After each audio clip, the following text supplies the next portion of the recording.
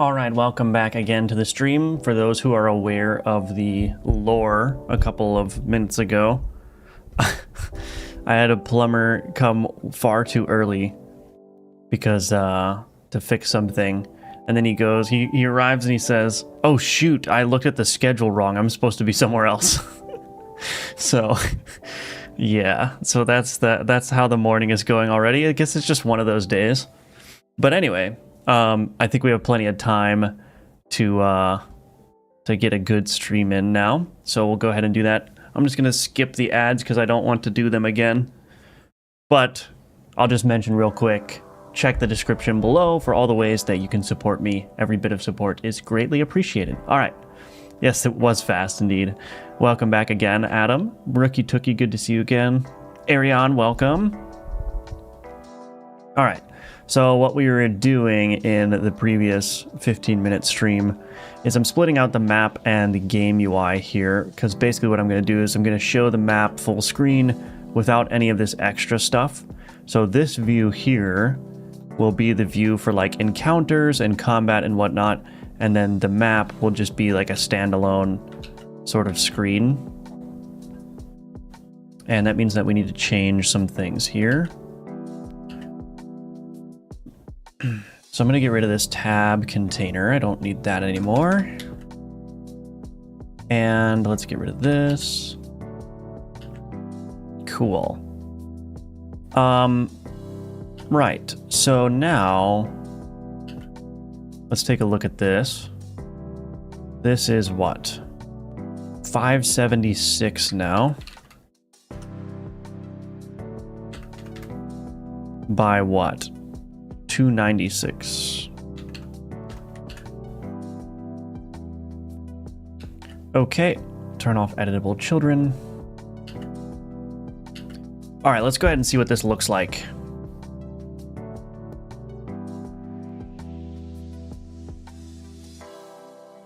Okay, so we're getting there now to our full screen map here.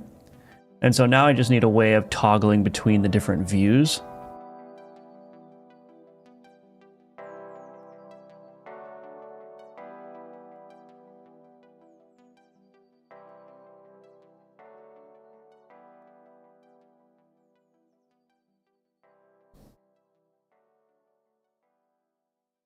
So that kind of shows up abruptly. Okay, all right, so we're getting there.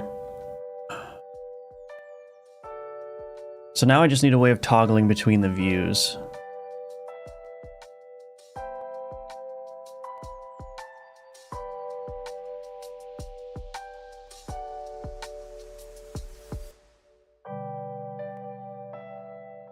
Where would I put that? That's a good question.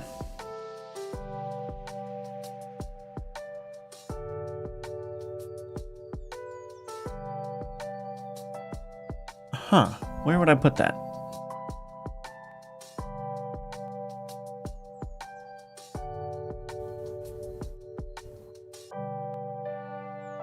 Because I think whatever way I have for toggling between the views, between the map and like the inventory view, that's going to need to be persistent in terms of its positioning.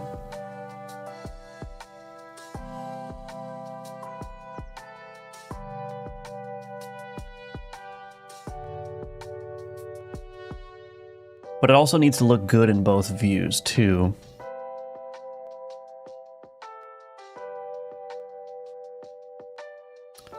Ah, very interesting.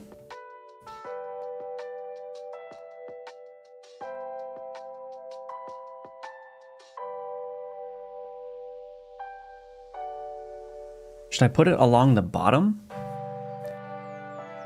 Oh, goodness. This is difficult.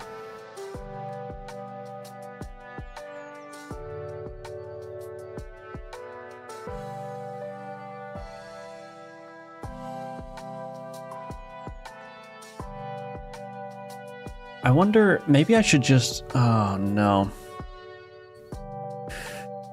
Oh, no. Let's see.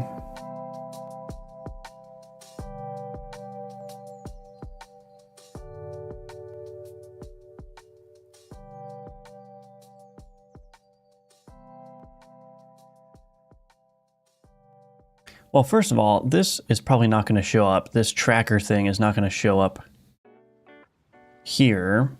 Probably we'll move this to the map view. This currency thing, okay, I'm just going to start destroying stuff, honestly. I'm just going to start destroying stuff.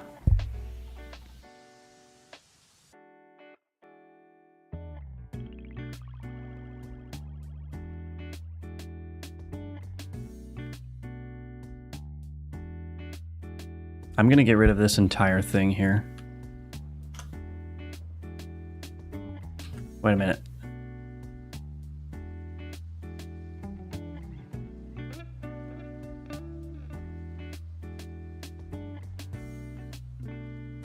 Get rid of that. That moves everything up a little bit. Where is the... oh, the health globe here. This is not going to look great, but I'll just move this up here for now.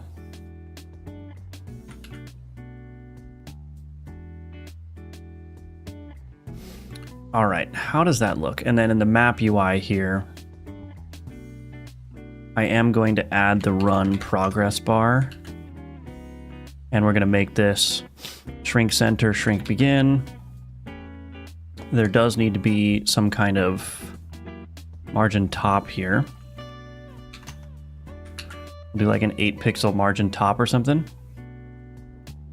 Or maybe I don't need to do that. Let's do, yeah, welcome back, Anykey. Found you again, very nice.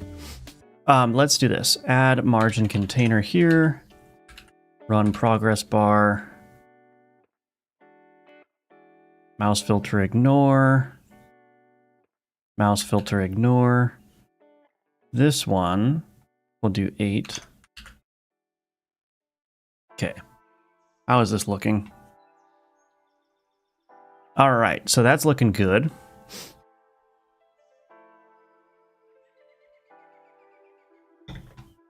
Hello, Dragon Apple. Sometimes I just want to do Godot all day. Yeah, I feel that. I mean, that's basically my life right now.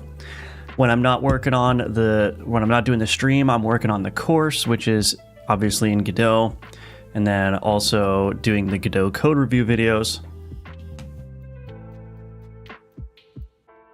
So all of my days is Godot and video editing. Hi, cat. Hi. Okay, so this is looking better. Now I just need a way of toggling between this view and this UI view here.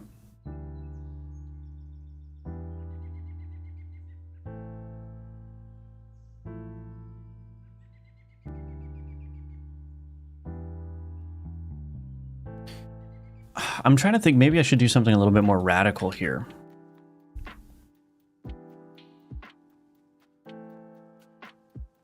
I do like how clean this map UI view is.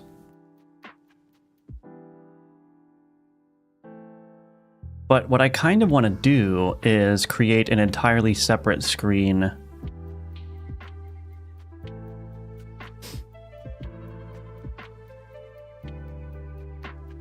I think it would, I still think it would be kind of cool. I mean, I'm kind of going back and forth on this, but I still think it would be kind of cool not to completely hide the map, but maybe just have a drawer that slides out.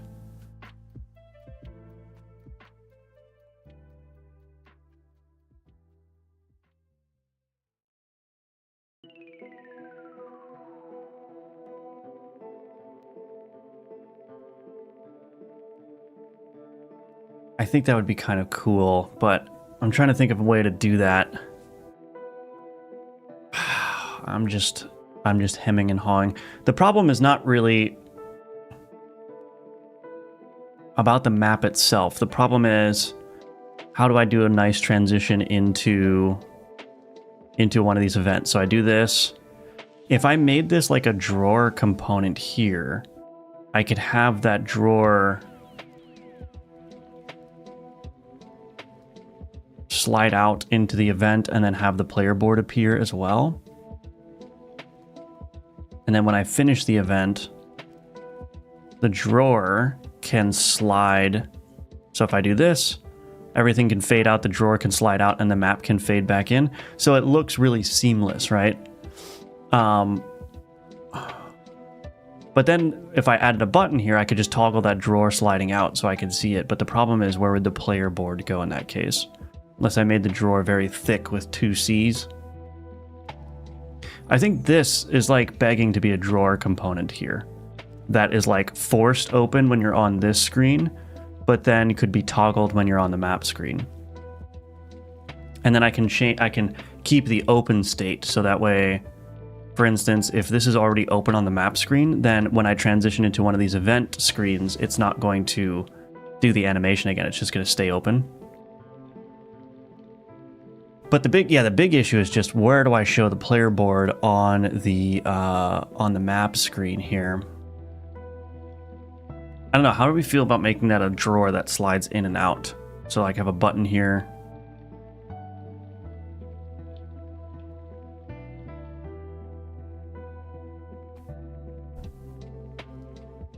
I mean, I could just create a duplicate of the player board that's displayed a little bit differently.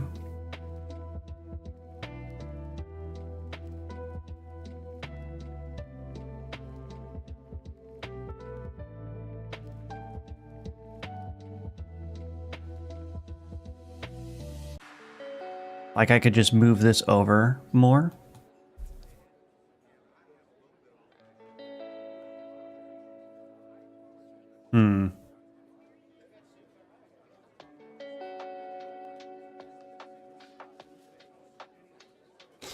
Anytime you might want to do 3D games. I mean, I do want to do 3D games at some point. It's just they are so much more time consuming.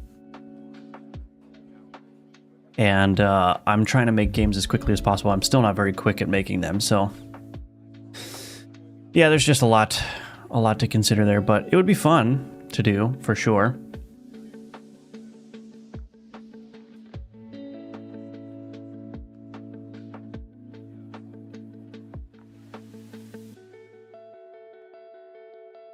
Do you tend to support gamepad controller? I don't know. This game is going to be a nightmare with gamepad support. I may not do it. Everyone's like, gamepad support, gamepad support. I'm like, just get a mouse. I don't I don't want to add gamepad support to this, but I might have to. It's just going to be an absolute nightmare to get gamepad support in here. It is going to be probably the most frustrating experience of my entire life to add gamepad support to this. But we'll see. Gamepad support in this economy, right? I mean, I do want to release this game in early access, so what I'll probably do is not have gamepad support in early access. And then we'll see how much in demand it is. Because I do think it would be a good game to play on the Steam Deck.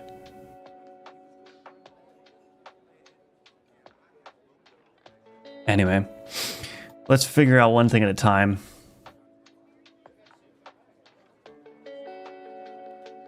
So yeah, the issue is not necessarily about this drawer. I think I can make that slide in and out very easily. The issue is, what do I do about showing the player board?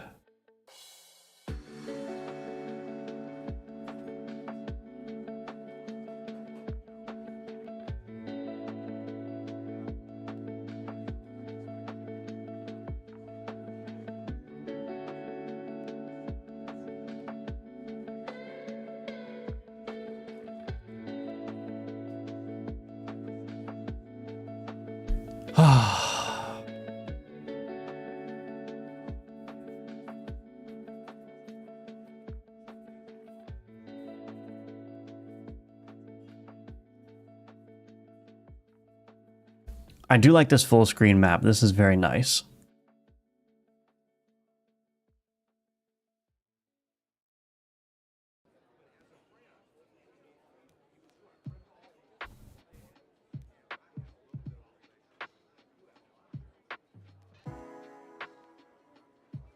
Maybe what I'll do is just show the player board in the middle. I don't know.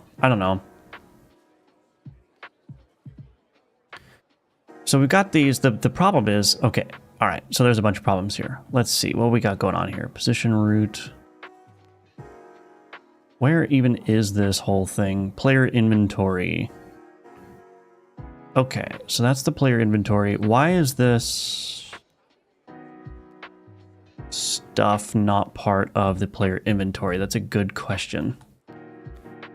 Okay, so here's what I'm going to try to do anyway.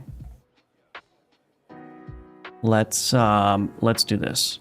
Grab these things, cut them out there, paste them in here. That did not work. Very cool. Oh, because this is a container.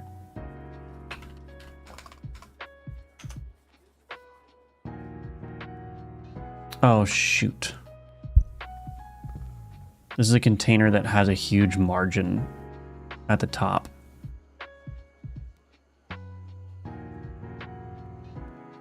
So we'll just do this. We'll add another margin container here.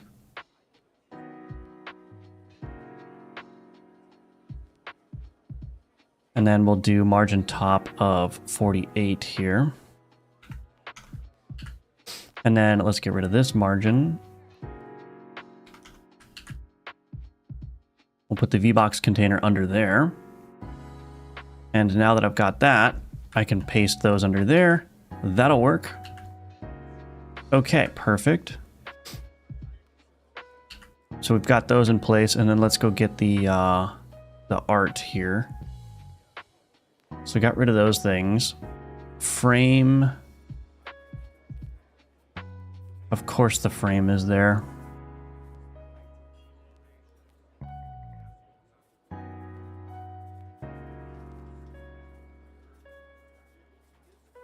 I do want to cut these and put those in here as well.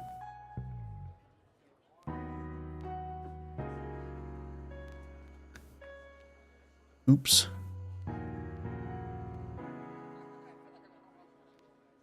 Oh, I see. I want this to be on top. There we go. Okay, text control. Let's make sure all of these are set to ignore in the mouse.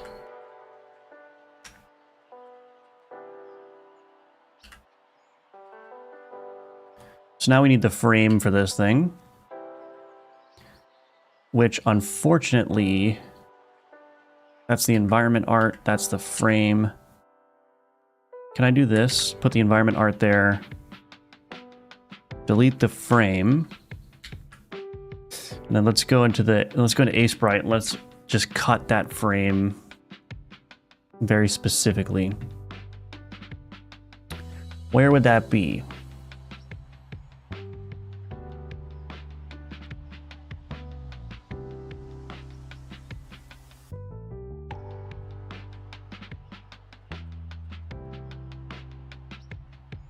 There's my frame there. So what I'll do is select all the art of the frame there. Let's do a selection export of frame export. Okay, and then I'll go into my player inventory here. Let's go ahead and add a texture rect. Frame. Wait a minute. Oh my gosh, this map UI really? Scripts UI map. That needs to be moved there.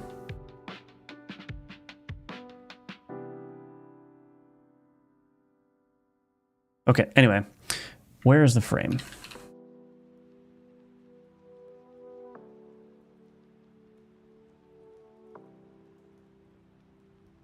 Oh, that's much bigger than what it's supposed to be.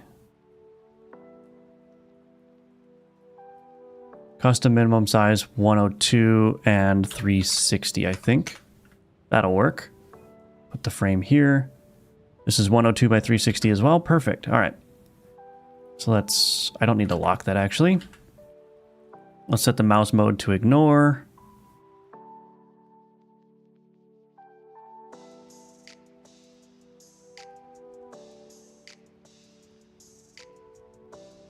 Okay, so now the player inventory has been completely isolated as its own thing. So that's great. And the reason I did that, why did I do that?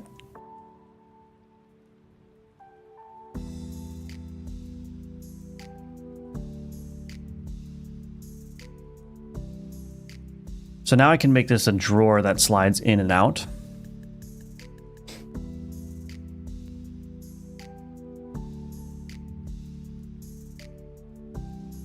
Do you need the map and the player board shown on the same screen? Well, what I was thinking about doing is having a completely separate screen. So you have this map view here, and then you can toggle and go to the other screen, which looks like this. But the problem is there's all kinds of blank space here. And it just is going to look kind of weird, I think. So the idea of sliding out a drawer on this screen, I think, makes more sense. And I just need to figure out where to put the player board in this view here. So there will be a button that when you press it, it slides out that drawer with your inventory and cell boards, and then also shows your player board somewhere, and then you collapse that to go back to the map. So the map is still kind of like just filling space when you've got that stuff open, basically. That's kind of the idea. And then when you go into an actual combat encounter, it's going to go into this view here.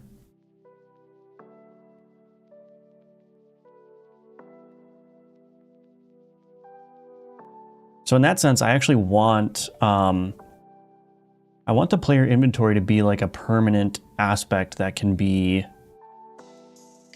slid in and out. Hello, Himanshu. Welcome. It's a new Steam game you're working on? It is indeed. Yeah. How much knowledge Godot needed for creating production-ready game? Well, I mean, I think you can create a game that can be sold at any level of experience, really. I think the only thing that's going to differ is how easy it is to do that. Like, I can release a game on Steam that is functional and like minimally buggy and works as expected. But if you're new to Godot, you may create a game that functions, but it's just full of like spaghetti or weird things happening. But at the end of the day, like, there's a lot of commercial games like that, right? There's a lot of, especially indie games, where, you know, people just do things like, as a software engineer, I would say people do things like very terribly, but then they sell hundreds of thousands of copies of their game. So it's like, at the end of the day, all that matters is, does the game work as expected from a player's perspective? And it doesn't really necessarily matter how messy or how inexperienced you are with the engine when you created it, right? But obviously, yeah, having a good proficiency with Godot is going to make your life a lot easier.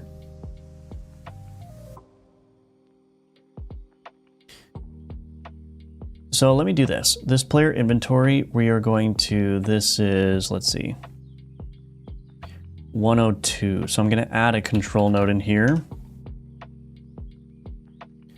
Player inventory padding, 102. Delete the player inventory from there. Ignore on the mouse.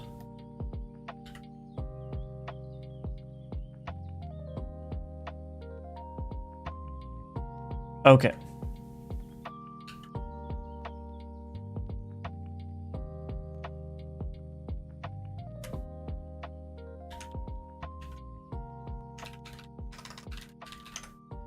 Oh, what am I doing?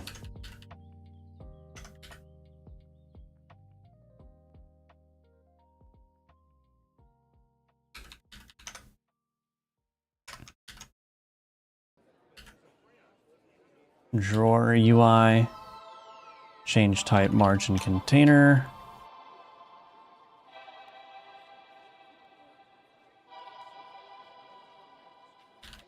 We'll instantiate the player inventory here. And I'm going to instantiate or add pass-through control. Okay. Drawer UI, let's do HBox container, pass-through control, VBox container. Let's do a shrink begin on this as well. We do want to make sure that these things are ignoring the mouse. This VBox container here, let's change this separation to 0. This VBox container, let's just add a button. stuff.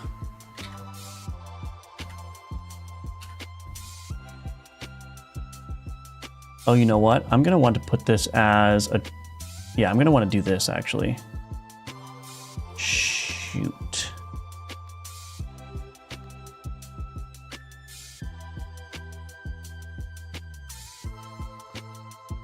Player inventory, yeah.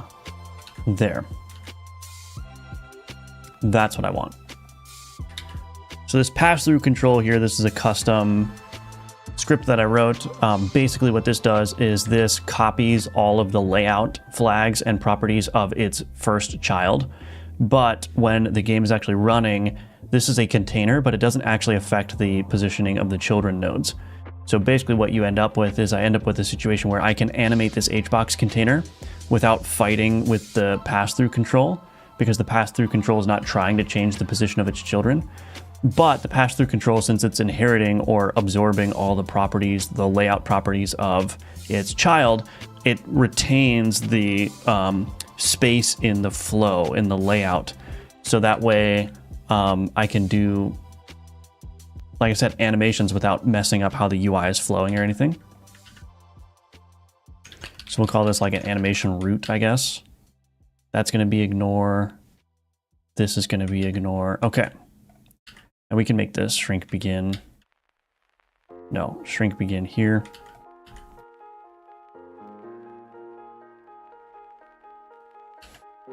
Okay, this is a little bit rough, but that's okay. We're going to see how this works. Scripts, UI, let's create a new folder, drawer.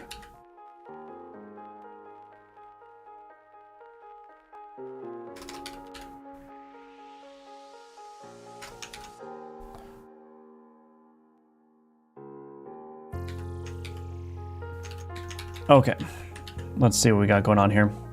I recently started watching some tutorials and creating simple games. The place I'm stuck on right now is idea. Really hard to come up with something that can catch the eyes of an audience. Yes, indeed. Yeah. That's definitely true. There are some exercises you can do to help with that. Like there's the big butt exercise, which you can look up. Always remember the mouse ignores and the make uniques right. Exactly. Over 9,000 knowledge. Make equality and share. Yeah, I think the common wisdom is that your idea doesn't necessarily need to be super unique, but if it's executed well, then it should do well. Obviously, it helps if your idea is like really unique and has a good hook and everything. But really, all that matters is that you make a game that's executed well. And this is true of like anything too. It's like if you want to make a YouTube channel, the main thing to do is like just make your videos quality and engaging. And it doesn't really matter that you're in a niche that is already saturated, right? It helps if you can find a niche that isn't saturated, that you have a lot of room to like grow in, but the quality is the most important thing.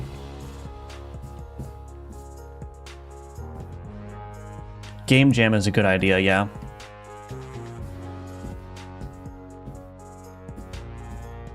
That's a good idea, Drew. It's also scope for the project, right? Okay. I'll just call this button, whatever. I'm gonna be destroying my UI here, but you know, in the words of a famous 20th century, I actually don't know if he said that, so maybe I shouldn't.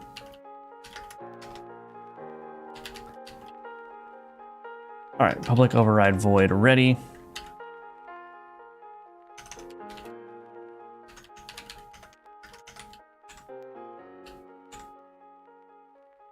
What is this AI recommendation? A comment that says emit signal with a print. Okay, that's funny. Anyway, let's do this. Private void expand drawer. Private void collapse drawer. Did I forget how to spell collapse? Okay. Private bool expanded. Is drawer expanded? Why are you... This AI. is drawer expanded is equal to not is drawer expanded if, there we go. Okay, so then in here, what we're gonna do is we're gonna create a tween.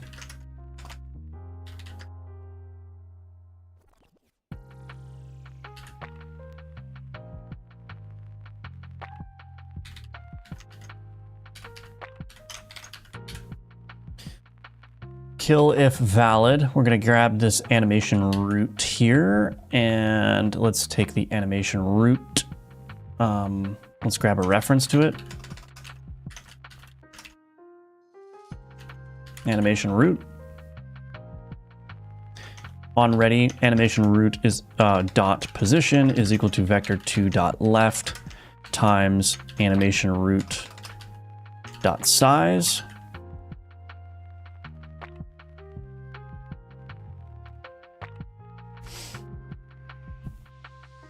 Okay, tween dot tween property, animation root, string, control dot property name dot position, vector2 dot 0. What is it doing here?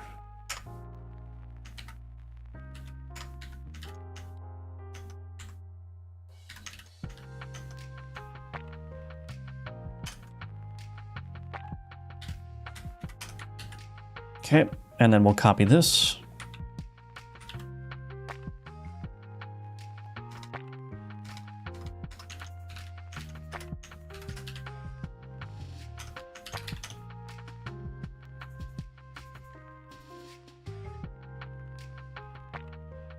Oh. Oops.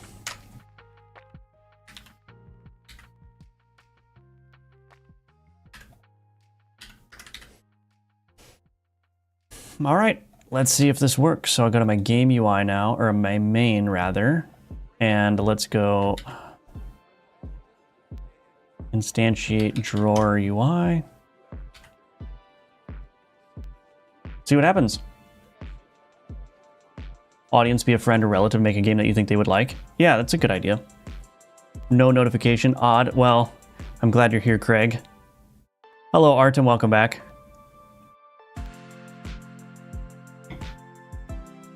Something broke. Oh, game UI. Yeah, player inventory doesn't exist here anymore.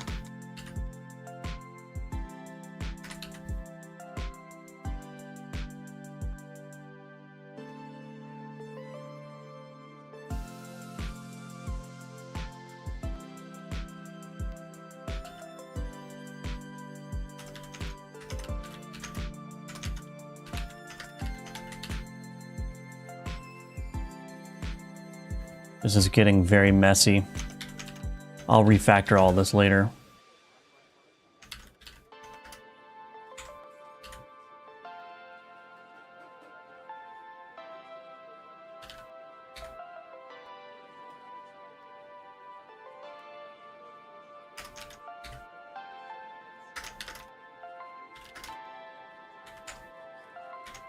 So make that a public. Okay. All right, let's see if that works.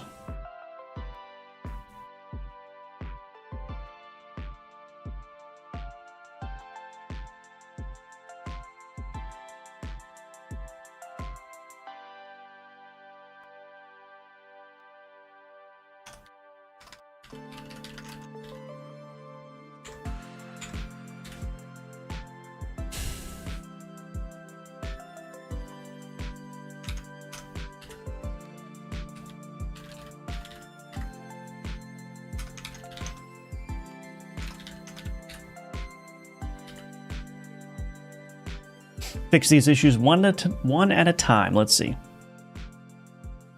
Sweet. Oh, shoot. Wait a minute.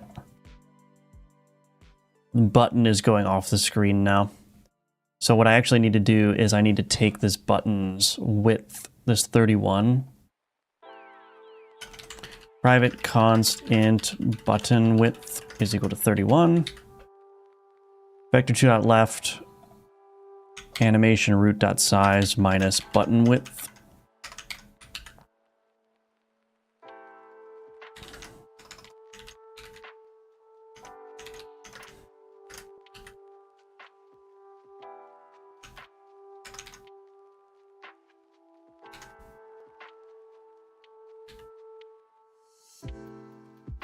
I should probably factor this out into a method, but that's all right. All right, let's see if that works.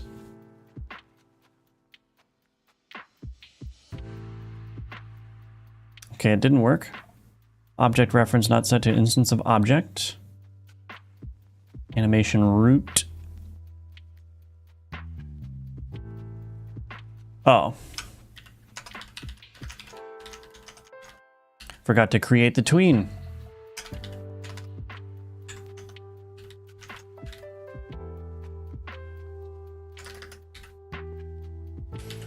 One of these days it'll work.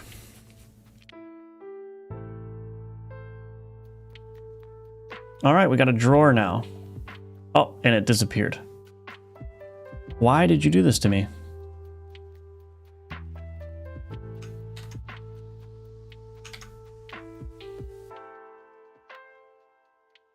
Oh, this needs to be...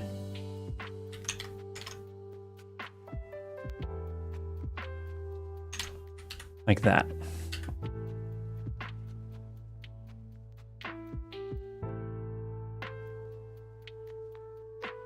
All right, we got a drawer now. Jeepers. Okay, we've got a drawer.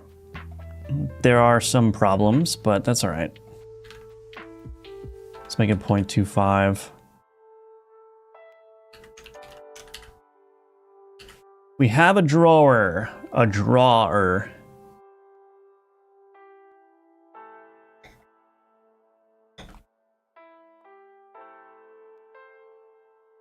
Cool.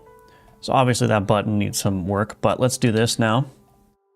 Add child node, color rect.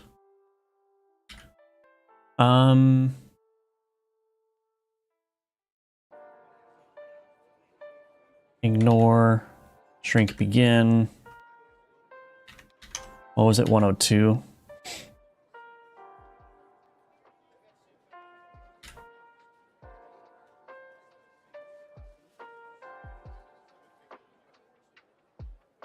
Oh, the color rect. Oh, shoot. That needs to be a child of the pass-through control animation root. Gads. Okay. Uh-huh. Where am I going to put that? I could put it here, actually. That might be easiest. So if I just take this, paste it on over there. That works. See if that does it. Sweet, we've got a drawer now. And this should all still work here. You can sell that. Nice. We'll get that off the top of the screen as well. But now what I want is I want to show the player inventory board somewhere here. And also probably disable this input. So actually,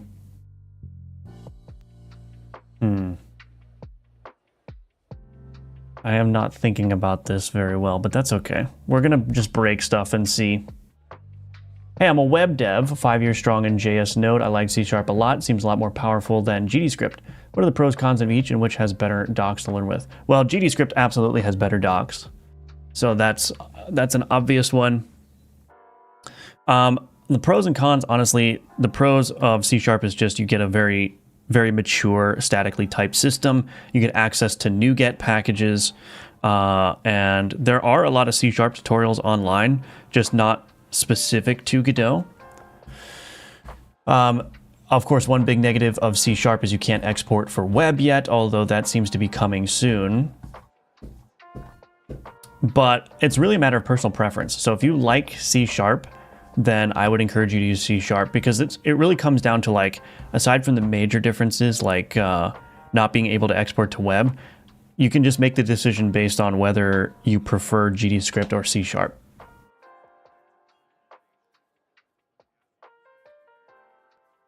Do worry about the support of C# for Godot. Yeah, I think that's a valid concern. How can I learn more about tweens? That's a good question. I don't know. I learned everything I know about tweens just by experimenting and just trying things with them. But now that you ask that question, it seems like there's a need for like a comprehensive tween tutorial for YouTube. So maybe I'll do that. Hello, Newness Games. Welcome. I did receive your email, Leonardo. I just haven't had time to look at it. I'm so busy. But I'm going to try to take a look at it maybe sometime today. Hello, Neozoid. Welcome. C# extension and people are using it. Yeah. I don't know which one to choose. Yeah, I mean, GDScript, especially in Godot 4, feels really good to use. So I certainly don't have a problem using it. When I do the GMTK Jam in July, probably going to use GDScript for that. Actually, I am going to use GDScript because I want to have a web build for it. Do you have any plan on making course on roguelike Metroidvania with GDScript?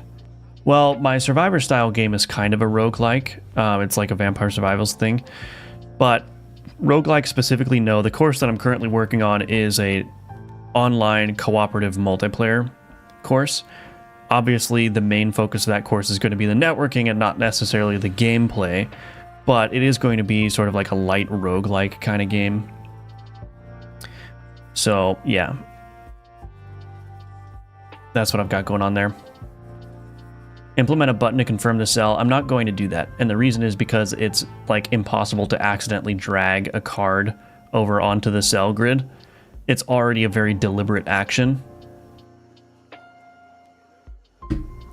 So there's like no way to accidentally drag a card onto the cell.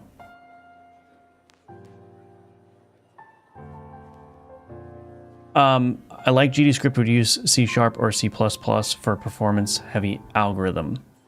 Yeah, I think that's a good idea. Hello, Kelso. Welcome, welcome. Hello, Lincoln Pepper. Have you streamed the whole dev process for this game? I'd like to find the VOD where you coded the inventory system if it exists. I do a lot of streams on this, but I do also work on it off stream, or at least I was before I started working on the course. So it's very possible that a lot of that inventory stuff is not shown on video. But I can give you a quick rundown of the technicals. So the inventory system, this is just the visual representation of the inventory, but under the hood, the actual inventory logic is just a grid. And basically, I just have a bunch of methods for determining, hey, based on this card's dimensions, can I put it at this grid spot? If so, then do it. And if not, revert back to the last position. It's just, you can just imagine this as a data structure that just contains like all of the valid cells, all of the occupied cells, and then you can just do various checks to make sure that when you're moving around a card, that it's not going to be placed inside of a cell that's already occupied. Do you try Unity? Is that a paid engine? I have used Unity a little bit, but I'm not very familiar with it. Your Survivors course could easily be updated to be a roguelike. Yeah, I think so. Hello, Dione. I'm doing well. How are you doing? Welcome back. Always good to see you. So we've got the drawer now. That's nice.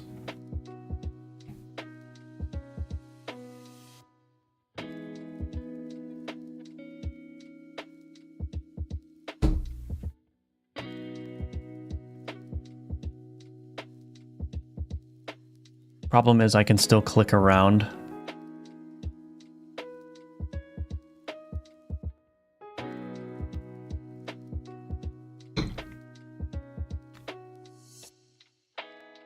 So what do I do next from here?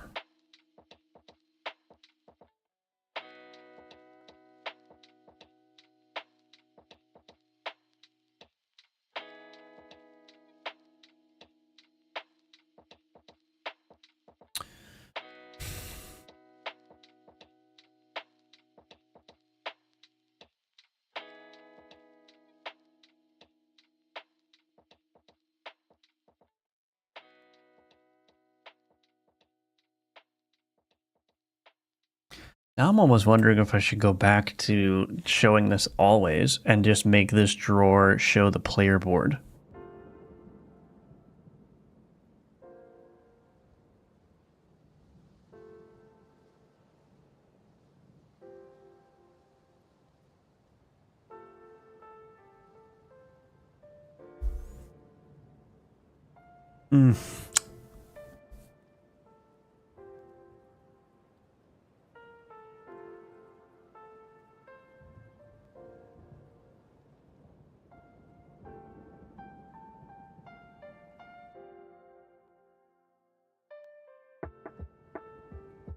Let me try something here. I want to see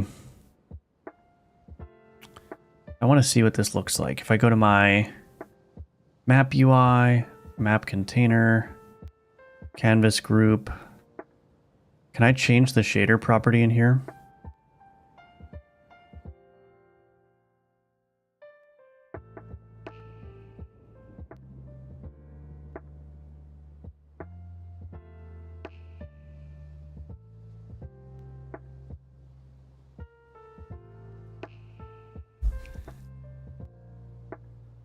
Because I think when the drawer is open, I want to disable clicking on any of these things.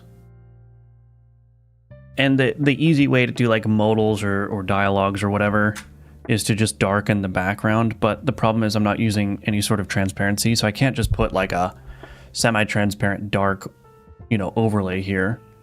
So this is an option where I could just fade out the background just a little bit so that everything is kind of still in place. But then this will indicate that this is all disabled. And then when I collapse it, or when I collapse it, put the progress back to this. It's an interesting idea.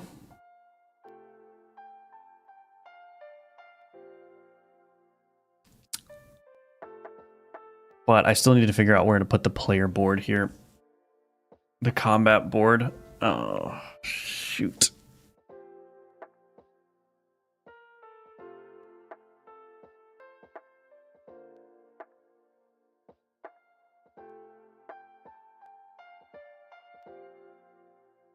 I'm kind of wanting to put this back to being always open and then make this button slide out the player board instead.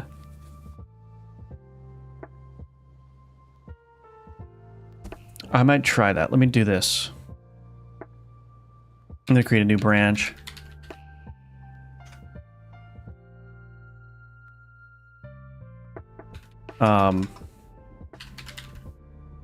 Experiments.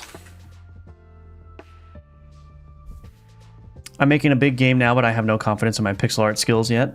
You'll get there. Just gotta practice. Hello, Instakill Ann. Welcome back. Good to see you. What are you doing today and how are you? I'm doing well. How are you? Today, yeah, I'm just working on the UI a lot because what I introduced a map for the game to make the gameplay choices a little bit more interesting. And now I just am trying to figure out how to show all the information that the player needs to see. So for instance, if you're on the map, but you don't move anywhere yet, you need to be able to see like what's in your inventory. You should be able to sell things. And I need to be able to see my combat board as well, which is the board that I've configured, to deal damage and whatnot. So I'm just trying to figure out how to do all that. What I probably am going to do is something.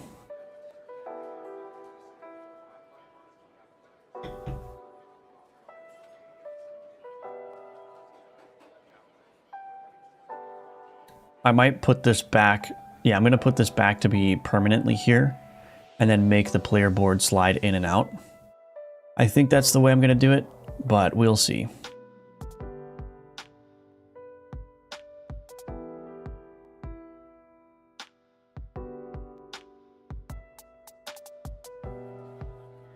This color palette looks cool. Did you create it by yourself? No, I got it from Low Spec. I got the color palette pre-made. Are you going to scale down the player board when the drawer is open or leave it as is? I can't do any scaling in this game. I cannot, any scale properties as outside of like very specific animations, I can't do. Because that's going to ruin the whole pixel aesthetic. you have a name for the game? I have some ideas, but I don't know yet.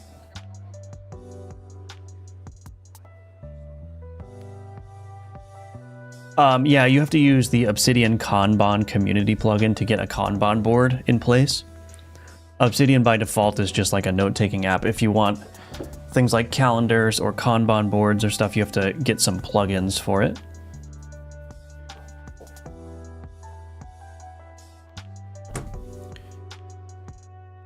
Okay, so let me do this. I'm going to take a quick 2-minute break, and when I come back, we're going to experiment with making this drawer permanently available. We'll edit this map UI to account for that. And then we'll try to add some way of sliding out the player board, which is going to be a little bit difficult. It's going to be a little bit difficult, I think.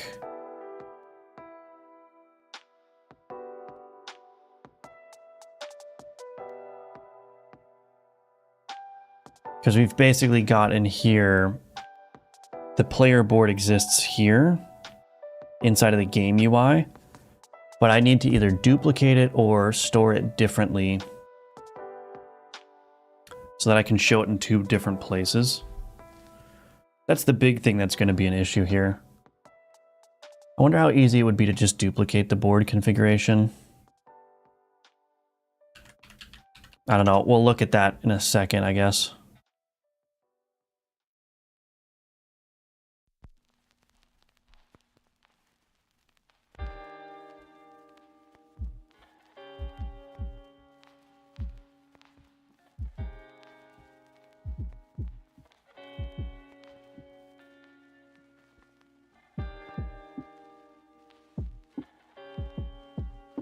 Yeah, this is going to be a nightmare.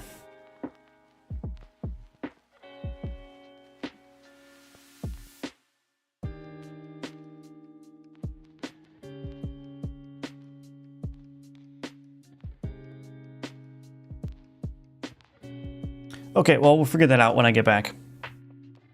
But in the meantime, please check out the links in the description below. Those are all the ways you can support my work. I'll be right back in 2 minutes, and we will continue.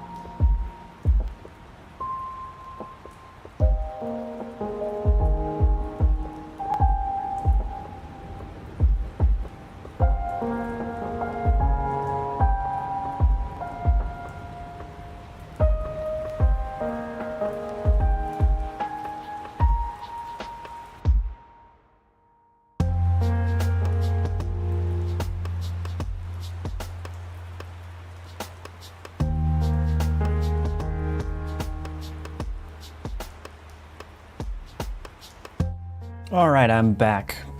Let's see what we can do here. So I need some way of cleverly managing this player board. So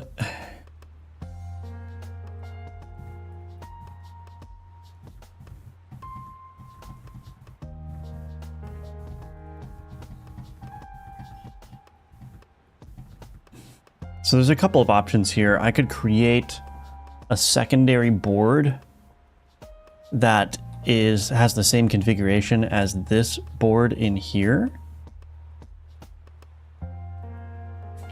and just try to replicate the configuration across both boards whenever something changes. The problem with that is that I don't really want to be managing data in two places. The only other way to really do this is to somehow move this board around. Like, move it around the scene tree, but I also don't want to be doing that. I also don't want to be doing like a bunch of removing and adding the board to different places in the scene tree. I think that's going to get very messy. So I guess I'm stuck. I guess I'm stuck. Let's see. What can we do? What can we do?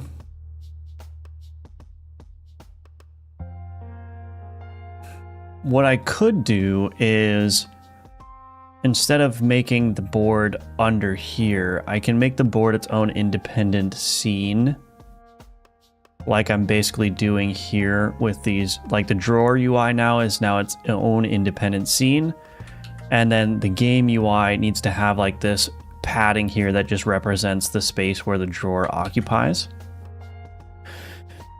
And so, but it's not actually, like, this UI does not contain that drawer, that player inventory drawer. So I could do the same for the board, where in here, I just add some kind of like player board UI element here. Or I could even just add the player board as a node 2D here. And then instead of moving it around the scene tree, what I'll do is I'll just move it around positionally. So that might be a little bit nicer to work with.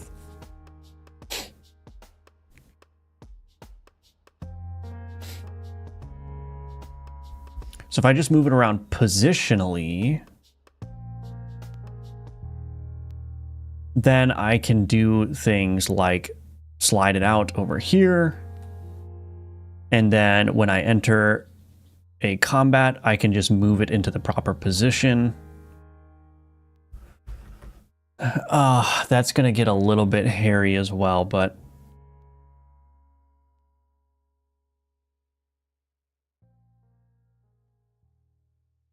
that might be the way to do it.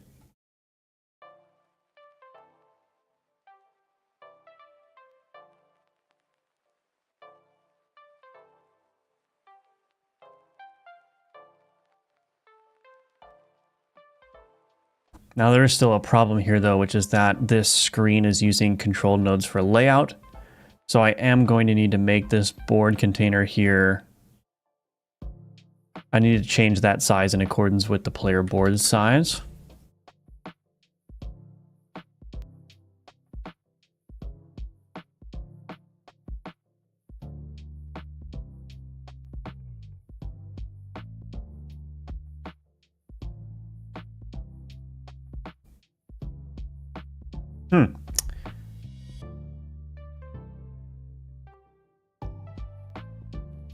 I'm behind the VOD and I only just went to live. Oh yeah.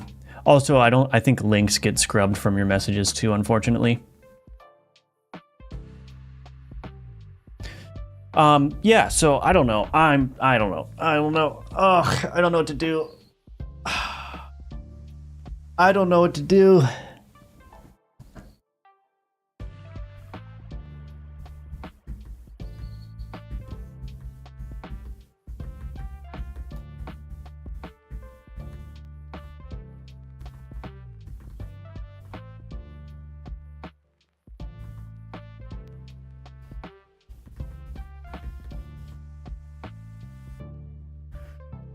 Oh, goodness gracious. Oh, goodness gracious. Oh, goodness gracious. What are we going to do? I want to refactor this to I want to split this game UI out into like an event UI and then merge all of this stuff in the run manager here into the game UI. So the game UI is going to be responsible for managing all these UI elements. But for now, let's just go ahead and add a board.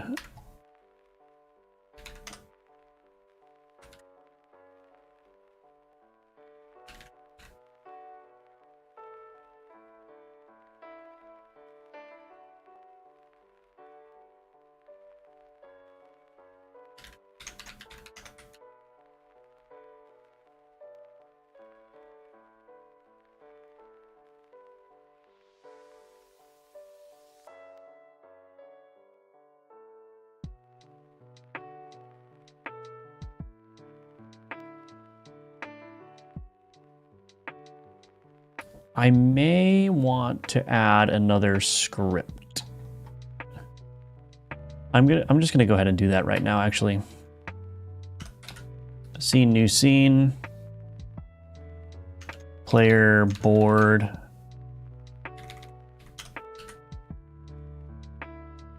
Scenes, gameplay. We'll call it player board. We're gonna instantiate a board underneath this. This is a combat board. All right, and then here we'll add a script. And this script is basically just going to provide methods for me to move the board around, like I'm saying. So now we'll put this in the run manager here. Playerboard.tscn.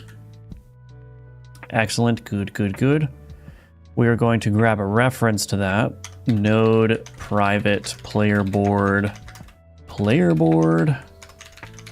This kind of, I should probably rename this actually. I'm gonna rename this to player, shoot.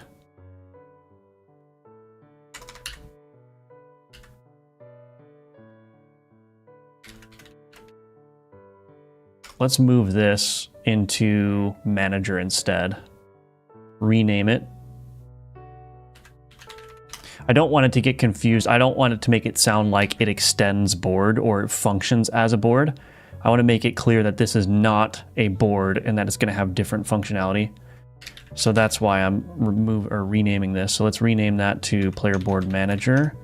And then we're going to move that script into manager. Okay. Player board manager. Manager. Okay, that's going to be a little bit nicer, and this needs to be in game.manager.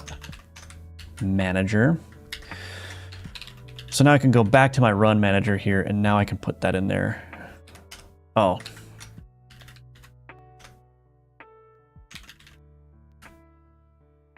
Goodness gracious. We'll get there. We'll get there eventually.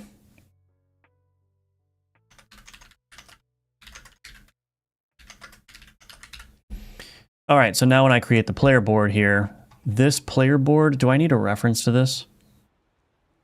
I'm going to remove that reference to the player board. And I'm going to go to my manager here. Let's do this. Node public board get private set. We'll get rid of this player board here. And now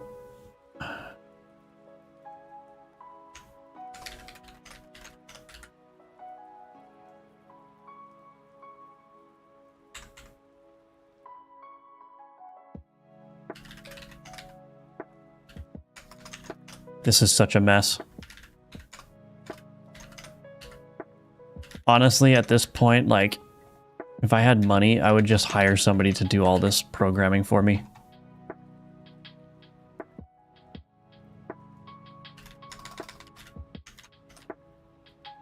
This is one of the things, you know, people always ask, like, how do you stay motivated when you're working on your games? Right now, I have no motivation to do this, but I'm doing it anyway because it needs to be done. And so this is where, like, discipline comes into play. That's my favorite answer to give. You don't stay motivated when you're working on your game. What you do is you stay disciplined. And the motivation is going to come and go depending on how fun or how terrible the current work is. Right now, this is definitely a slog here.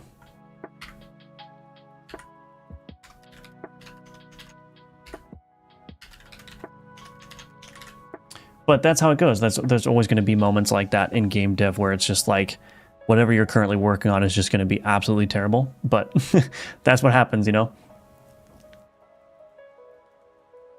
Let's see.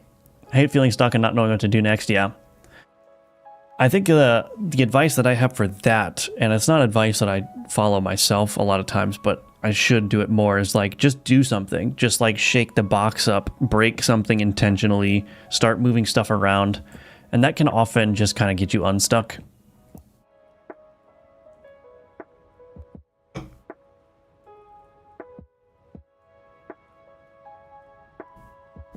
All right, so there. Are you thinking of obfuscation for C# when you release games? No, I don't do that. No, I don't think it's... Oh, it's too late, Drew. No, I actually prefer to do manual replacement in that case, because I want to see all of the places where it's being used and modify the logic as necessary too. I don't think, like in here, for instance, create player board, I actually needed to remove a line that was no longer appropriate. So manually replacing all of them gives me an opportunity to look at the surrounding code and make adjustments as necessary. Whereas a straight find and replace, I'm not guaranteed that that's actually going to give me the result that I'm looking for. So it just gives me an opportunity to do like a manual review for all the instances where I'm replacing it.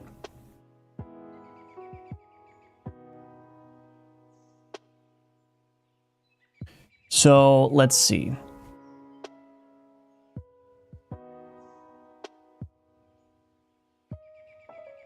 Lurk, hello, to Shigata, welcome. Lurk, BRB, awesome. Gotcha, yeah. Let's see. So, why did I do that? So now we got this player board here that's registering there. This player board stack here. What I'm actually going to do is...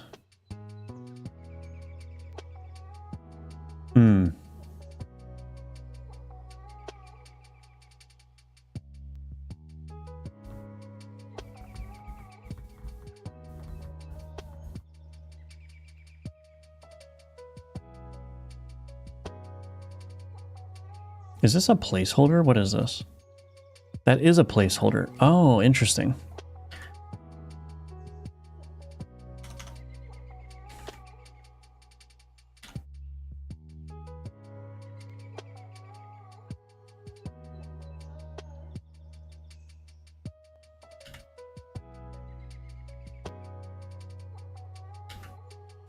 All right, so let's do this.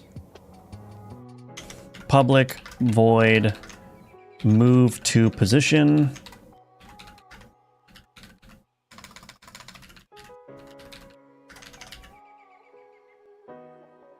So in here, move to position, let's do bool force.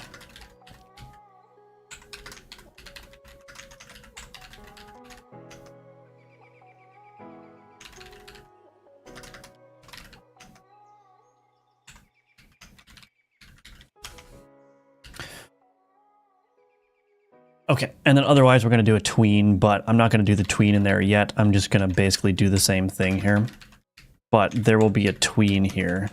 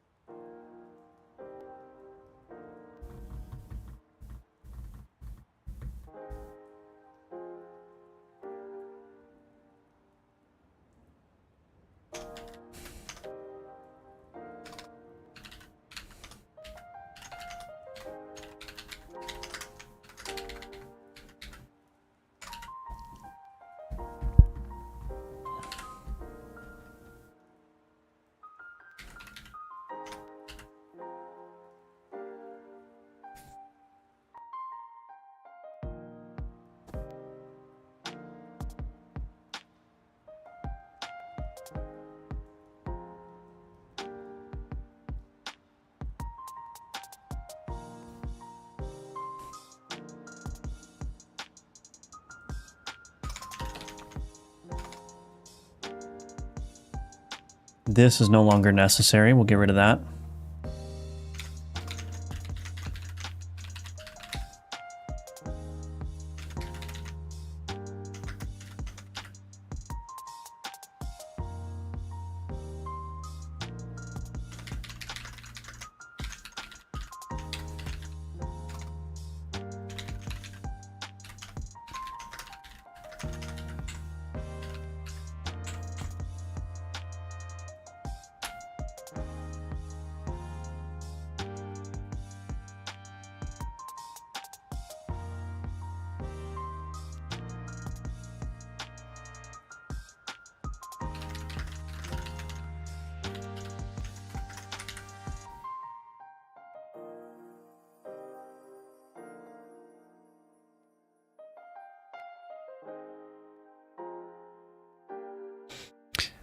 Oh, this is a nightmare. This is a nightmare.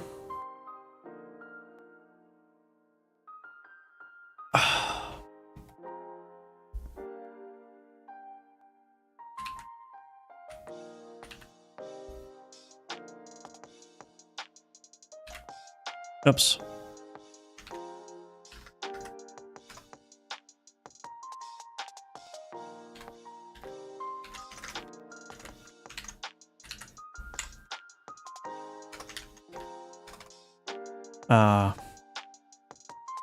You know what I'll do? I'll just do this. We're not going to get fancy with arguments here. I'm just going to copy this line, paste it here.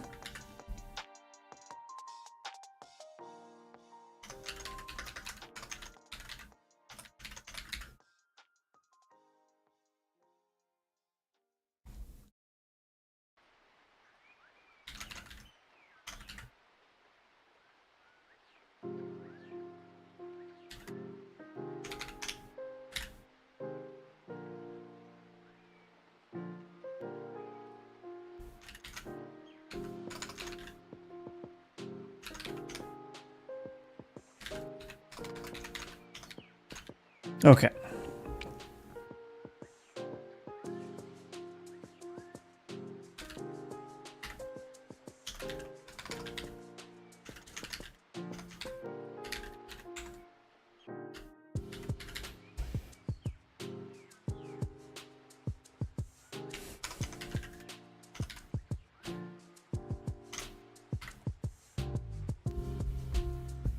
This is probably not going to work.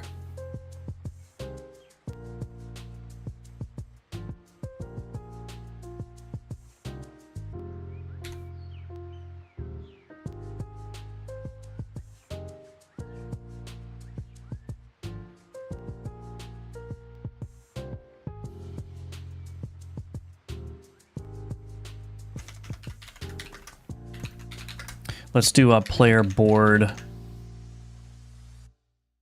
position.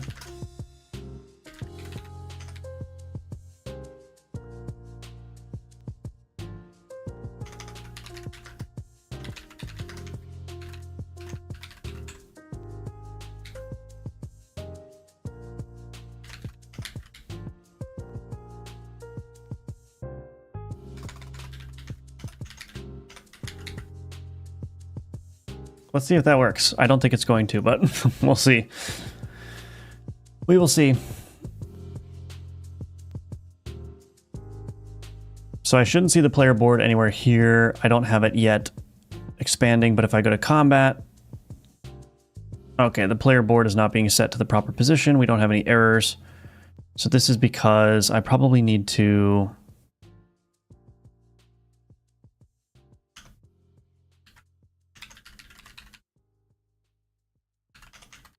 Probably need to do this in a callable deferred.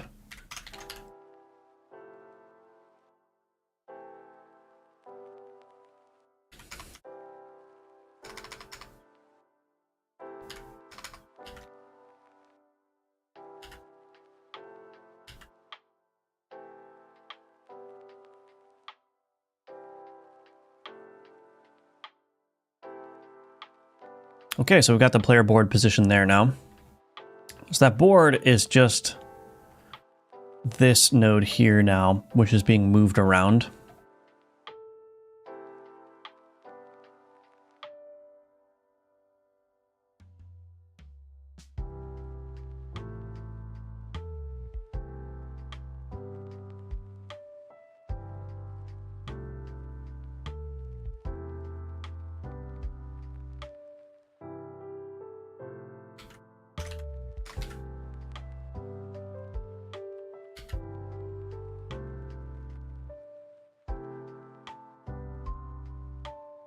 So now if I go to alchemy, there's my player board. I'll animate that in too. This should also appear automatically. So we can just automatically animate that in very nicely. Do this, do this.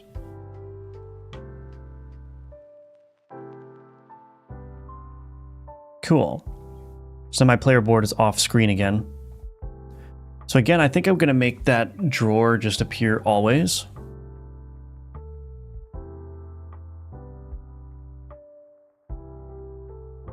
This is so janky. This is so janky. That's okay though. It's okay. Whatever works, you know? Okay, give me just 1 second here. I'll be right back.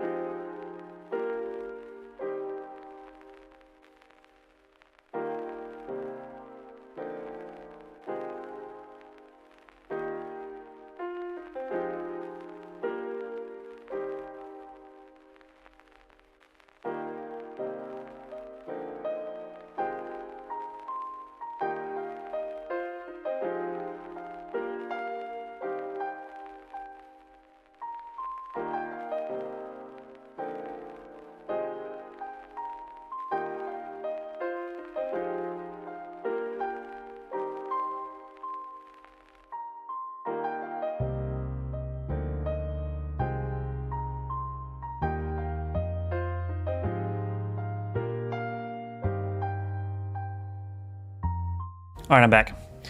So yeah, what's the next step here? So obviously we got a lot of work to do with the player board. I want this drawer to be persistent now.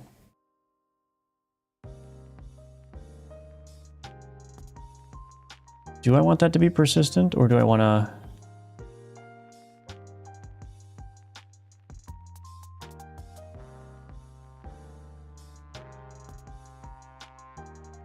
Maybe not. Maybe I'll just make this all one operation. Let's try it. Well, let me do this first.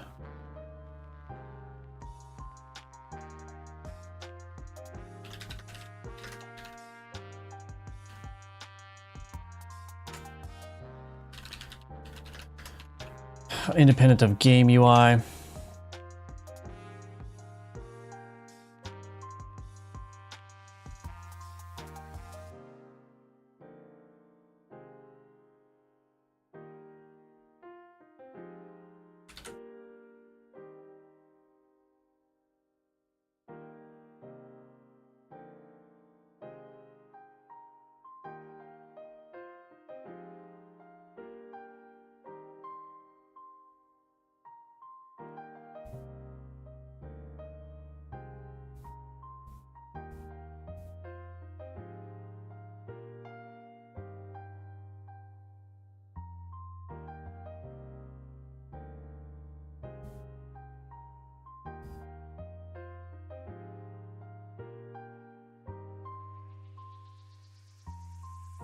I think what I'm going to want to do here is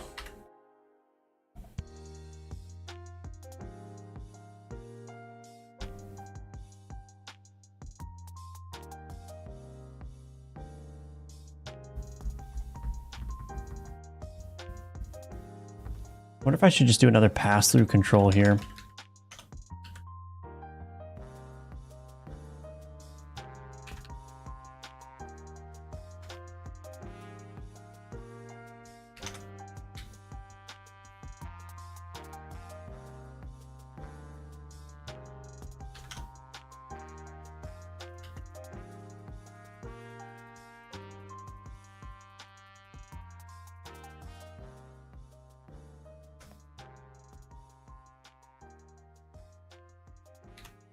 Oh, I don't need to do that anymore. I can just do... board container under there.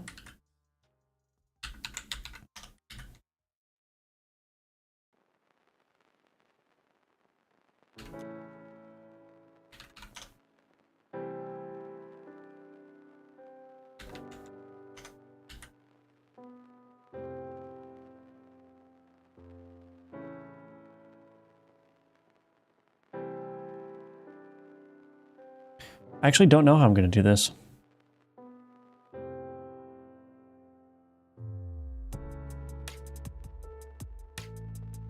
Maybe I should make this an HBox container. Put the control under there.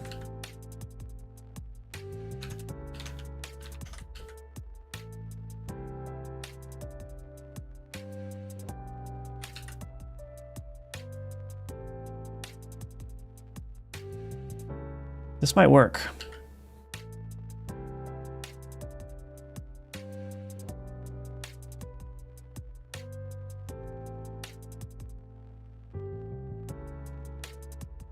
This might work.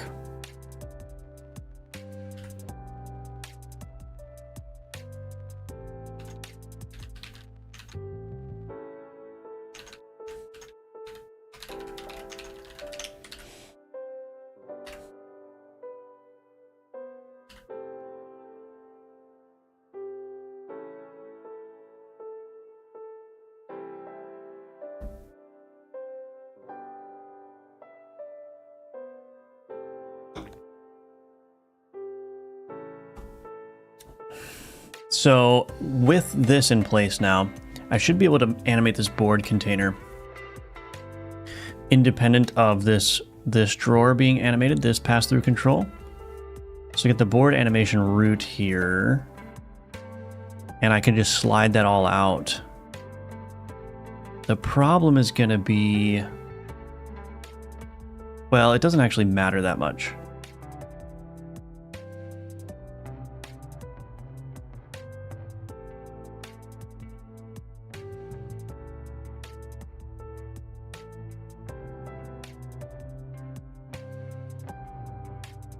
Let me think about this.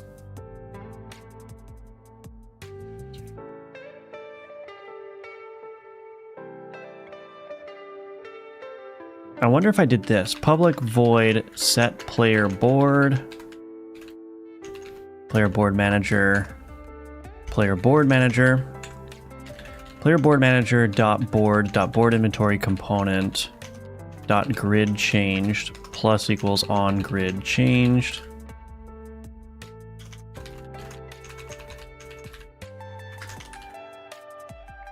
Node private board container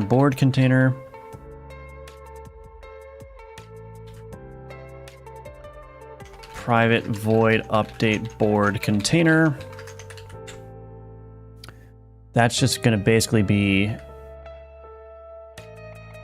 this set to board dimensions.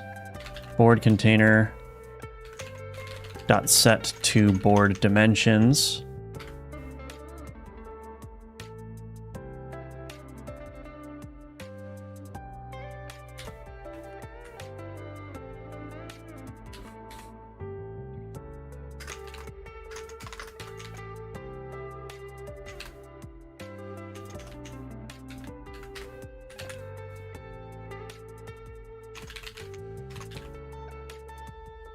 Gameplay.board board container set to board dimensions. There we go. So I do update board container like so.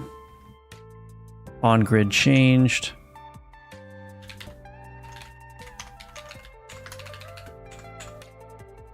Update board container. Nice. Okay. So now create player board, drawer container. I don't need this anymore, I don't think. Drawer UI.set player board. Player board manager, we'll just pass in the board manager there.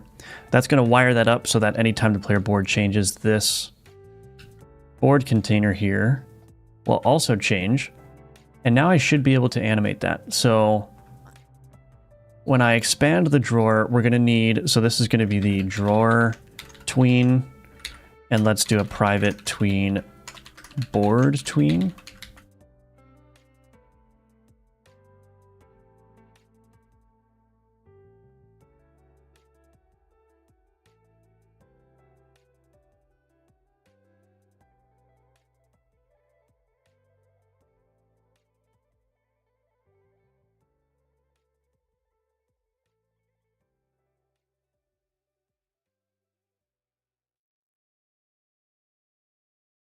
Actually, you know what?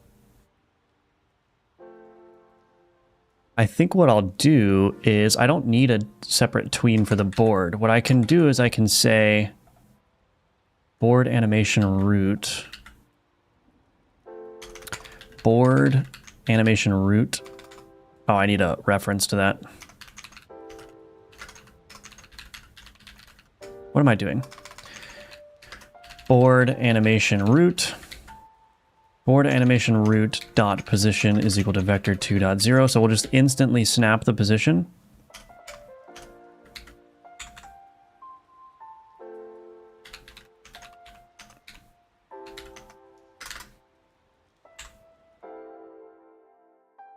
That is no longer necessary, I don't think, so I can just do this.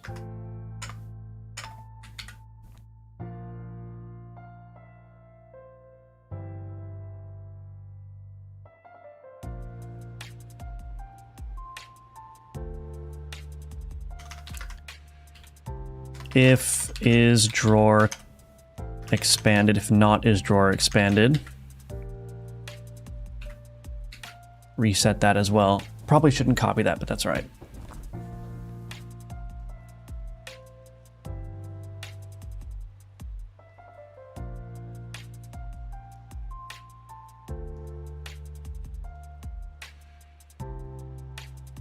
Actually, you know what I'll do?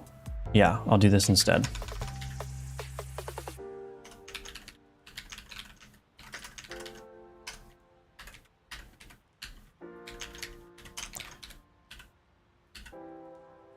So basically what this is going to do is if that grid size changes, it's going to, in a deferred fashion, set that board animation root position to be the correct off-screen position. It's a little bit confusing, but it should work.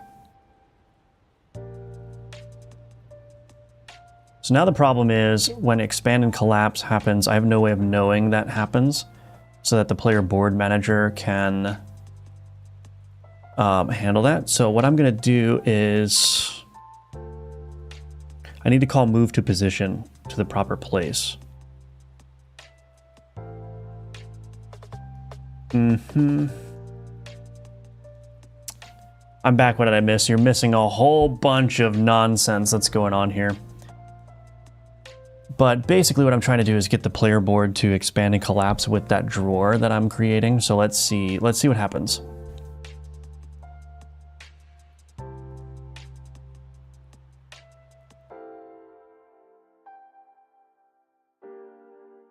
I'm going to do something very simple for now, I think.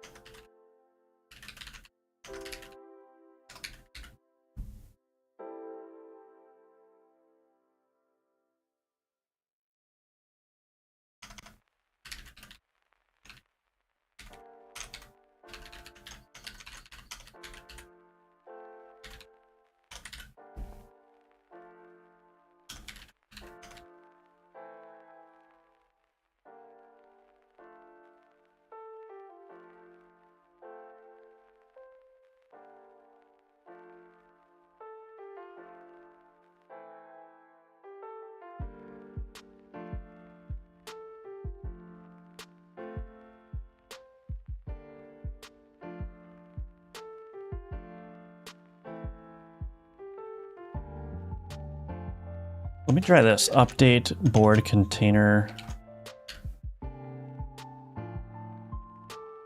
Oh, shoot.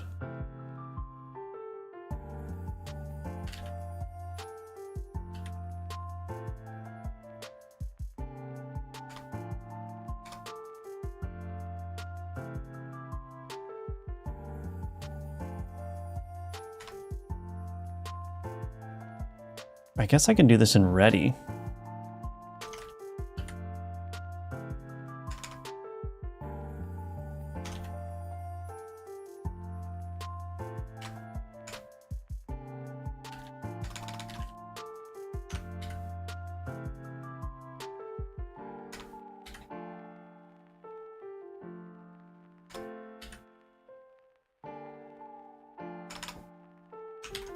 Sorry, I'm not talking much here because I'm trying to figure out what the heck is going on.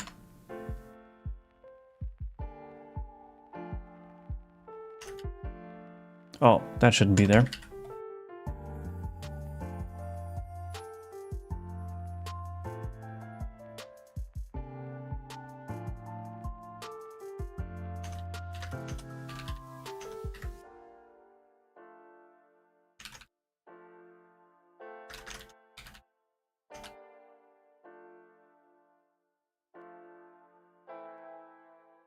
I really have no clue what's going on here. All right, well, let's just see what happens.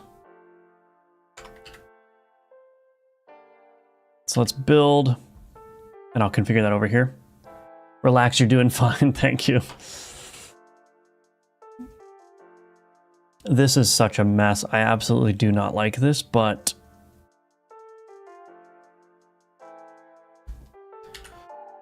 whatever works, you know, I need to get more comfortable with writing janky code, I think.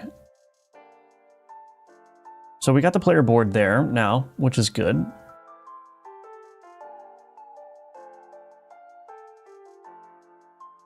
It's not moving away when I collapse it, though.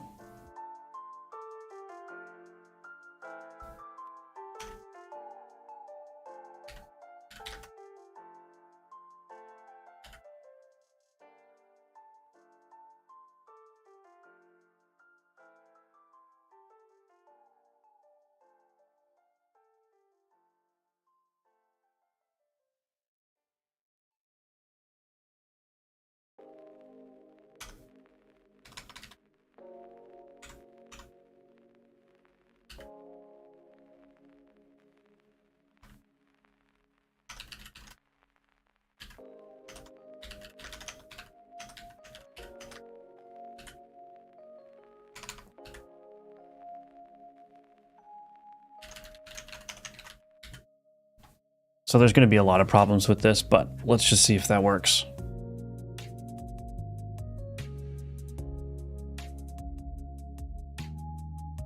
Oh, the player board doesn't work. Let's see.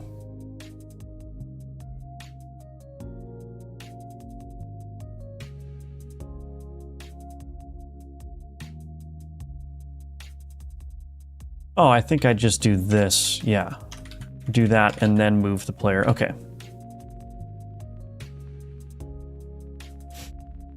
See what happens. That's not working. No, why isn't it working? Why isn't this working? Update board container.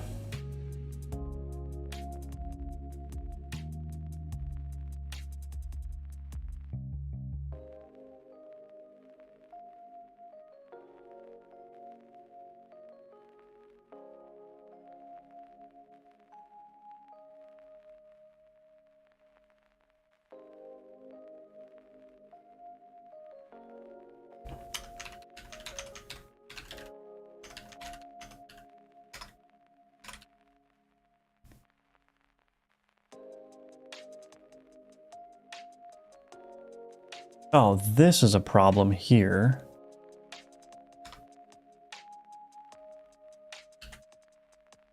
Probably don't want that there anymore.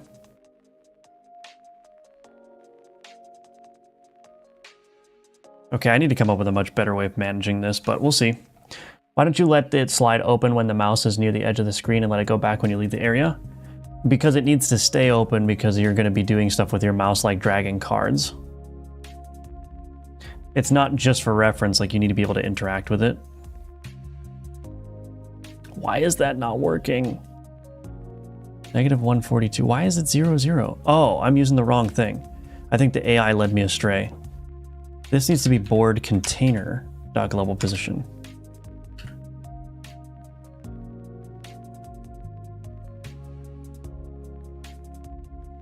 There we go. So now we've got that, and then I show that, okay, that's not far enough away.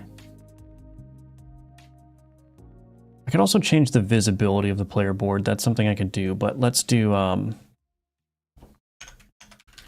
const int player board padding.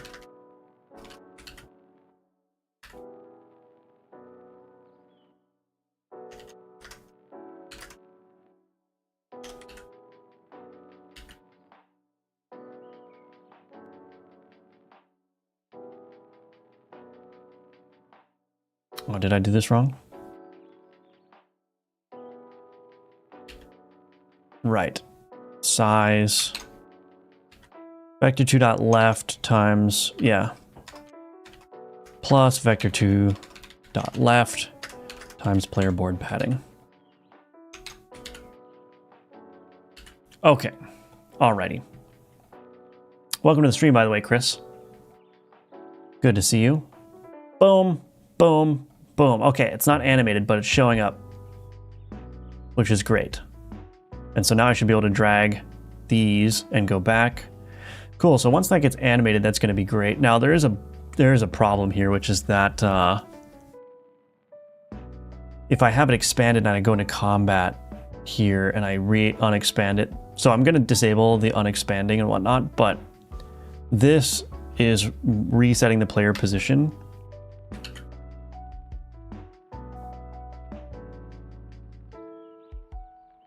So I'm just gonna have to figure that out. It should be fine, but let me get this looking nicer too. I think that's gonna be very important.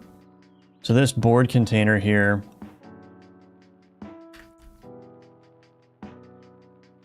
I'm just gonna add a color rectangle under here. Actually, do I wanna do that? Let's see. You know what I might do? I might add a margin container here, put the board container under that. Let's do a margin container. I probably will want to make this a little bit nicer, but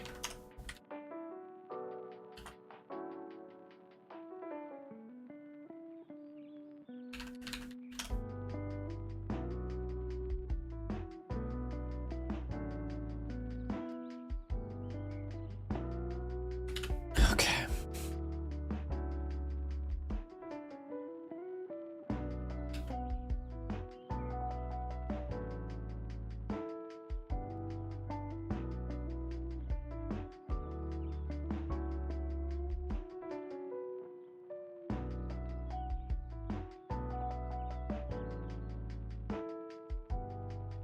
I did this wrong.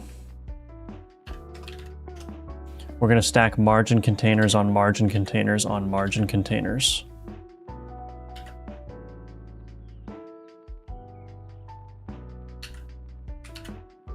Okay, that's very, very rough, but let's just see what that looks like now. Oops, I just closed the game immediately. Very nice. Okay, so now you can see that the board has a background here. So obviously I would add some kind of like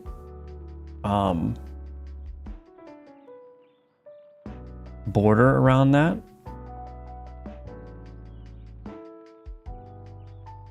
I don't know, there's a lot to consider here still, but it's getting there. Let's do this now. Let's do some animations.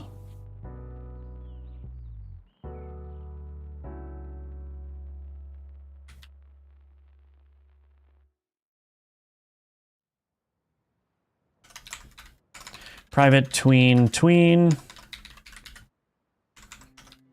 We're gonna do tween.kill if valid up here. The other nice thing about C# is that you can do extension methods. So if there's operations that you commonly do in Godot, if you're using C#, you can just put it in an extension method, right? So this kill if valid here is an extension method I wrote, which just is a very basic, you know, check if tween is valid kill, because in Godot, you can't kill a tween unless it's valid, otherwise it will error. And so instead of writing this block of code every time I want to kill a tween, I just wrote a kill if valid extension method. And with the null chaining here, this will work even if the tween is null, right? So this basically guaranteed to kill the tween regardless of what state it's in. It could be invalid, it could be null, or it could be running. This is always going to succeed and give me the result that I want. So that's just a nice, nice thing that you can do.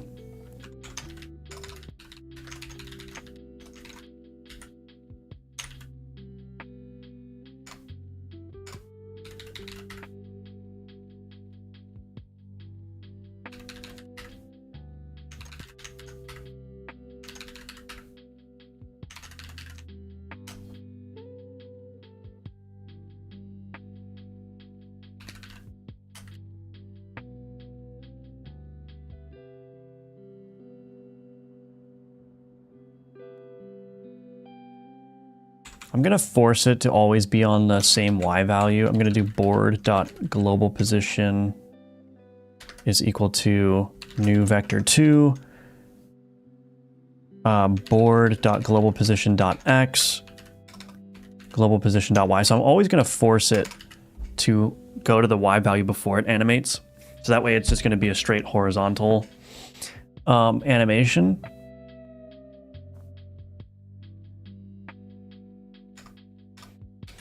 Let's see. How goes the map? It's going all right. And margin containers all the way down, yeah. Always has been. Oh, I have a problem here, though. So there's a draw order issue, which I might be able to fix just by doing this.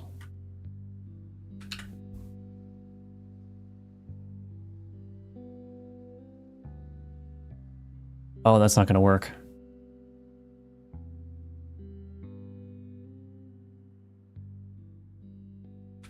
Mm-hmm.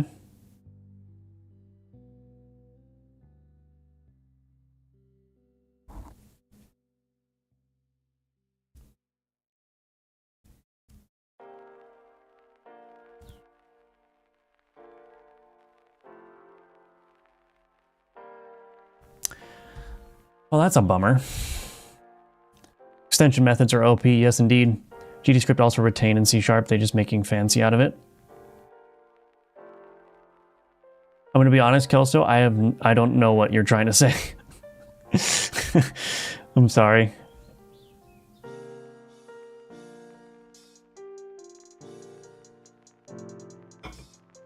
How big will the max player size board? I assume it can be upgraded. Yeah, there's no like hard limit, but it can be very sizable. You could imagine like a 5x5 board here or a 6x6 board.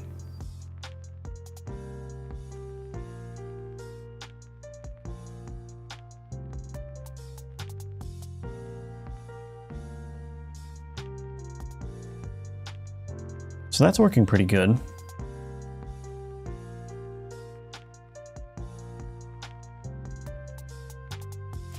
So it's getting there. I just need to manage the state a little bit better. But there's a draw order issue here, which I wish I could fix. I may ultimately have to move the player board around in the scene tree, unfortunately. That may be unavoidable. But it's looking pretty good, generally speaking. Because now I can edit my board here like I want. And then put that away. Probably put some text up here like combat board or something. But there's just a draw order issue, which is that it's rendering on top of this. And I don't think there's an easy way for me to move it underneath. And I don't want to play with Z indexes. I really don't want to do that.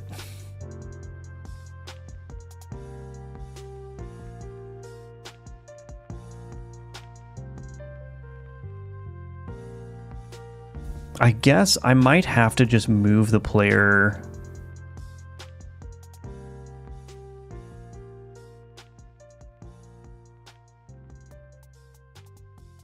I might just have to move the player board around the scene tree. I think that may be unavoidable. I don't want to do that, but I think the animations and stuff are going to be easier and the draw order is going to be easier if I do that.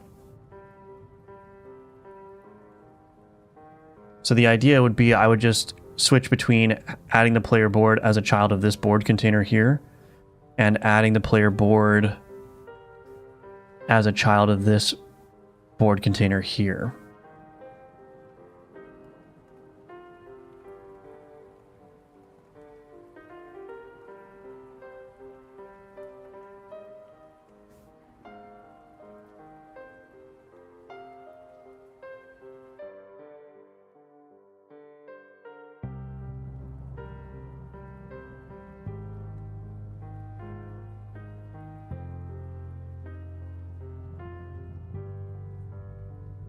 I've got some various, I'm probably going to need a state machine for the UI as well to manage all the different states that it can be in. Because right now the problem is that I can expand and collapse this drawer here on the map view.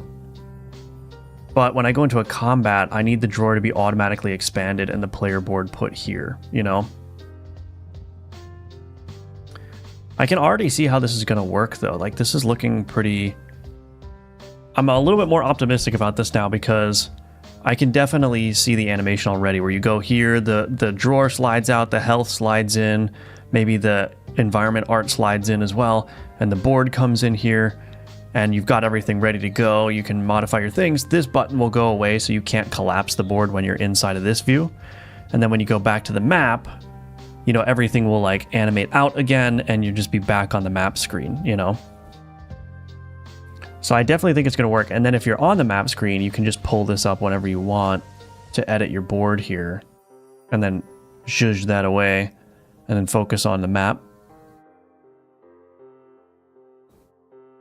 So it's getting there. Jesse the Fish, I'm doing well. How are you doing?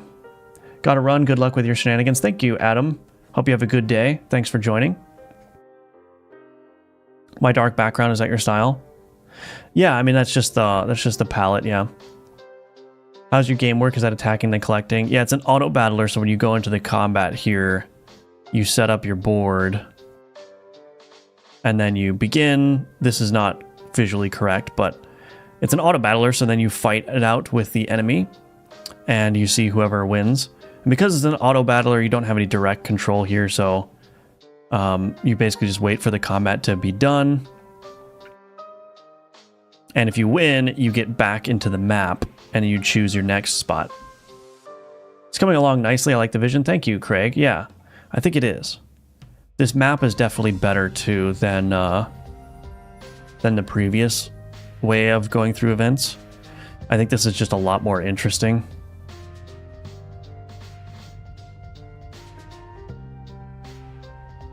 This drawer is gonna work. I just need to do that stuff. See your game Gunforge demo. I really like the game. Why not working on that game? Well, that game's done. It's available for purchase. So if you like it, give it a purchase if you're interested. Maybe I'll add some more content to Gunforged in the future, but probably not. Could be better, but I'm doing it all right. Well, I'm sorry to hear that, Jesse, but hope everything goes well for you over the next couple weeks.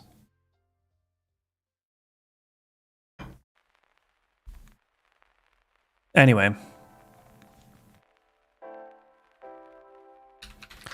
so I think this is going to work fine. I just need to make the UI state management stuff a little bit more sensible.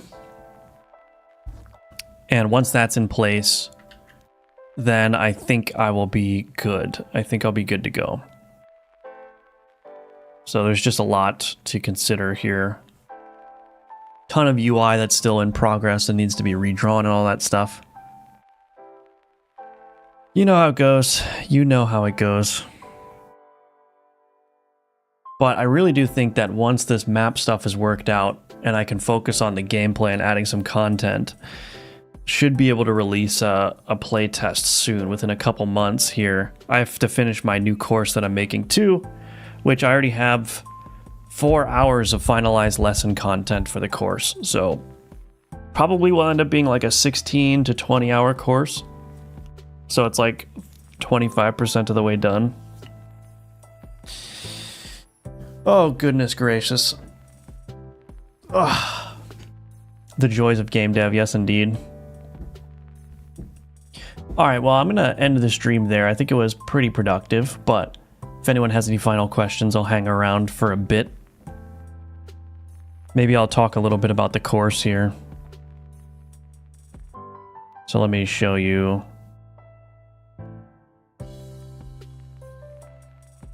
So the course is going to be loosely based on my game Globins.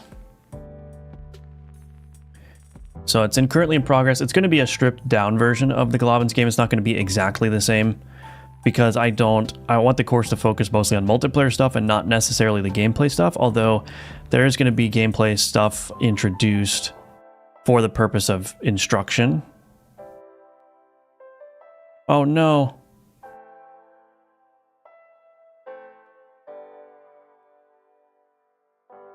Is this playing? I'm just going to turn this off. Turn the music volume down, just in case. So if you haven't seen Globins before, it's this game jam game I made for GMTK, and it's basically just like this arena shooter thing where you go around and you kill the enemies. So there's a size switching mechanic. I can switch between 3 different sizes: large, medium, small. And each class has abilities. I haven't decided yet. I'm probably going to do all the classes in the course, but just not make it so you can switch between them in-game. Really, I just want to get like the enemy spawning and killing the enemies and maybe some abilities like the dynamite in place. Probably have those little upgrade moments as well. But yeah, that's what the course is going to be over, and it's going to be multiplayer, so you're going to be able to run around with a friend inside of this arena and kill things. So it'll be super, super cool.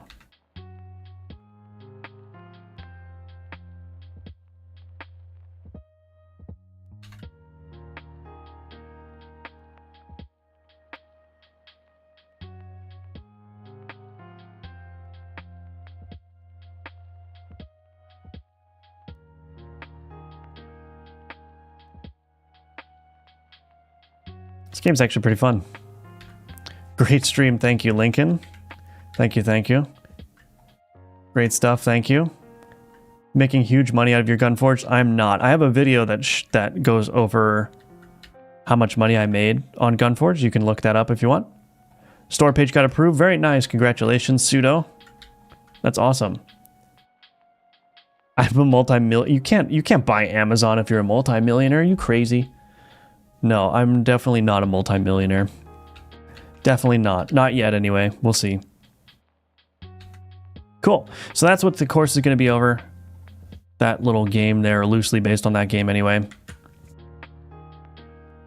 So yeah, anyway, thanks again, everyone, for watching. Thanks for being here. I hope you have a great rest of your day, and I will see you here tomorrow at 10 a.m. Eastern. We will continue on with this stuff.